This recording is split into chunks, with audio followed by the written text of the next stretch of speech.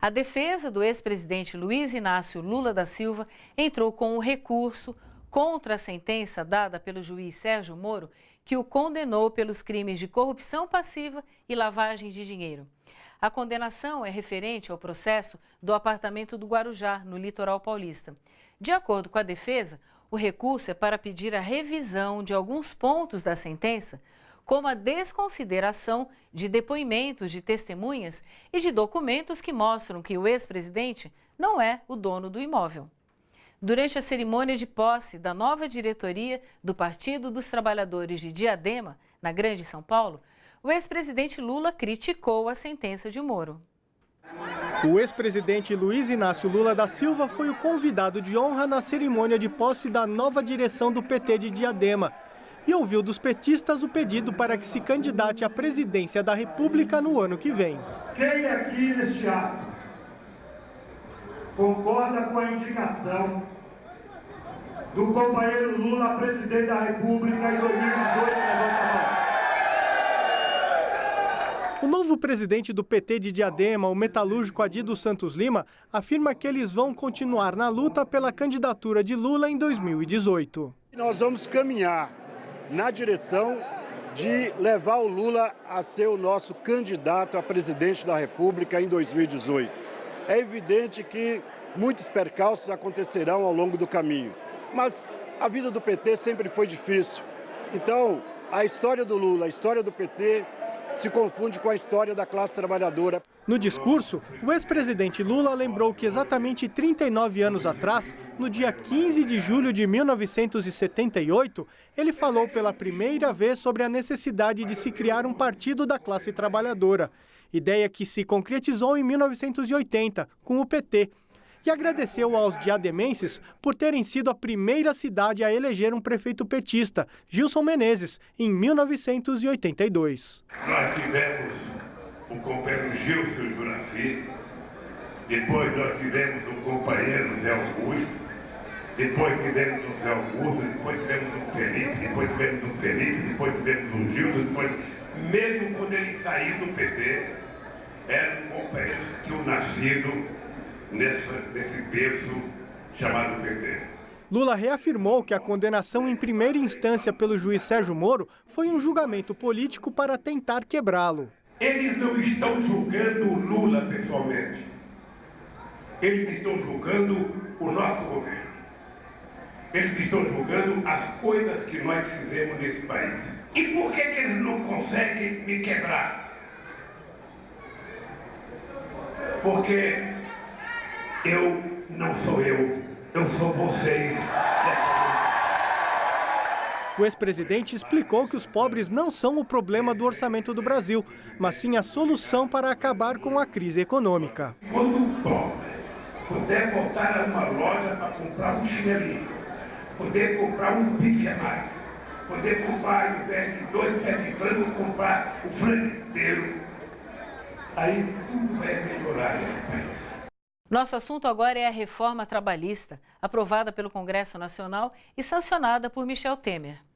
Tratada como prioridade pelo governo e o chamado mercado, as alterações na legislação trabalhista são alvo de críticas de especialistas. Eles alertam que a reforma é um instrumento para reduzir os direitos dos trabalhadores. A reforma trabalhista apresentada pelo governo Temer propõe 201 alterações na CLT. 99% são desfavoráveis aos trabalhadores, analisa Ricardo Gebrim, advogado trabalhista. Para ele, as mudanças atacam principalmente 3 pontos. Essas maldades tentam desmontar os 3 pilares da nossa legislação trabalhista: a organização sindical, o contrato de trabalho, né, e a justiça do trabalho. A possibilidade de você recorrer à justiça do trabalho. Esses 3 pilares, eles não estão sendo retirados, eles estão sendo desmontados porque eles vão sendo enfraquecidos. Com o conhecimento de especialista em direito do trabalho, Ricardo Gebrim afirma que com essa reforma, o acesso à justiça trabalhista também será prejudicado. Um deles, por exemplo, que estabelece que o trabalhador correrá o risco, né, de ter que arcar com a sucumbência pagando os advogados honorários advocatícios da empresa. Isso vai restringir um conjunto de ações. E ela aumenta a situação da duração do processo, aumentando o tempo do prazo, o prazo passa a ser contado a partir de dias úteis. Ela estabelece um conjunto de pequenas alterações que vão dificultando o acesso do trabalhador à justiça do trabalho. Para o advogado, não é exagero dos sindicalistas dizer que a CLT está sendo destruída. Contrato tempo parcial, contrato intermitente, são modalidades que essa lei prevê, onde você já entra com muito menos direito. Então você já tem pouco direito e não tem possibilidade de conquistar mais direitos. Jorge Félix, professor de economia, concorda com Gebrim. Ele afirma que, ao contrário do que diz o governo Temer, essas mudanças não favorecem o trabalhador.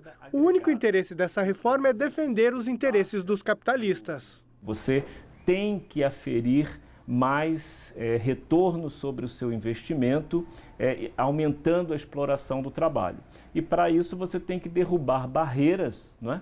Para você ampliar os seus lucros e fazer com que eles sejam mais promissores do que se esse mesmo capital se mantivesse apenas na esfera financeira. O professor lembra que em países que realizaram reformas trabalhistas semelhantes a esta, como na Grécia, França e Espanha, os trabalhadores não ganharam nada. Na Alemanha, os salários inclusive foram achatados. A Alemanha resolveu parcialmente o seu problema de desemprego. No entanto, a média salarial da Alemanha, o custo unitário do trabalho, ele foi ao chão. Por outro lado, a reforma trabalhista dará força aos empresários, que terão grande poder de negociação sobre os trabalhadores, analisa o professor. E a negociação sobrepondo, sendo mais, prevalecendo sobre o que está legislado ou o que está julgado já com casos passados, é uma grande perda para o trabalhador. Se os trabalhadores brasileiros entendessem o que está em jogo na reforma trabalhista, eu não tenho dúvida que a radicalização da luta e mesmo a possibilidade de lutas nacionais, de greves gerais, estaria em outro patamar. O filme Resistências, dirigido por Elisa Capai, retrata as ocupações das ruas e de prédios públicos no período em que Michel Temer era presidente interino. O longa-metragem tem feito sua própria ocupação nas telas de diversas cidades do país. A repórter Clara Araújo acompanhou o lançamento no Rio de Janeiro. Mulheres nas ruas, jovens mobilizados. A ebulição dos movimentos sociais nos primeiros meses do governo Temer é o tema que move o filme Resistências. Porque um governo interino nasce e extingue um ministério que representa essas pessoas. É disso que a gente está falando. Ao contrário da maioria dos filmes, Resistências teve um lançamento feito de forma coletiva. Qualquer pessoa interessada poderia ter o conteúdo liberado para exibição. A gente lançou o filme coletivamente, ele está numa plataforma que qualquer pessoa, a qualquer momento, pode agendar uma exibição coletiva do filme, sem qualquer custo. A gente teve uma resposta muito, muito bacana, assim, em uma semana foram mais de 120 sessões no Brasil inteiro, assim, das menores cidades do norte ao sul do país e fora do Brasil também, em diversos países. Sempre com um feedback muito interessante, assim, porque o que a gente estimula é isso, é que assistam o filme e conversem. Seja 5 pessoas numa sala, seja 300 no auditório. O filme narra esse importante momento histórico do país e traz para as telas o ponto de vista de quem estava dentro das mobilizações.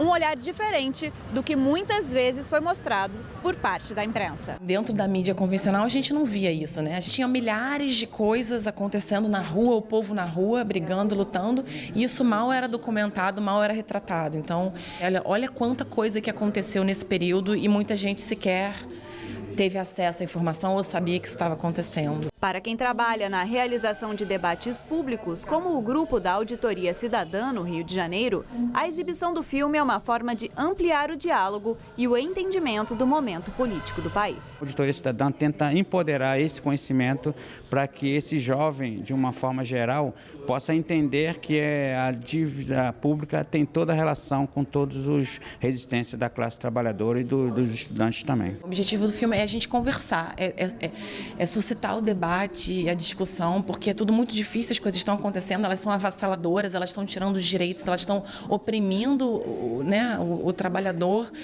E o filme, a partir do momento que Você, de repente, assiste e conversa com alguém, você tem ideias, vamos se mobilizar. Resistência!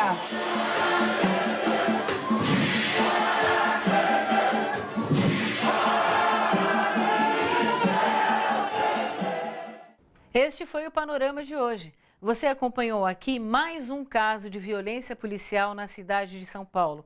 A morte de um catador baleado a queima-roupa. Viu também as críticas do ex-presidente Lula em relação à sentença do juiz Sérgio Moro. O ex-presidente participou da posse da nova diretoria do Partido dos Trabalhadores de Diadema. E as críticas à reforma trabalhista aprovada no Congresso. Um instrumento para retirar direitos de trabalhadores, segundo especialistas. No Panorama é assim, informação com ponto de vista popular. Até semana que vem.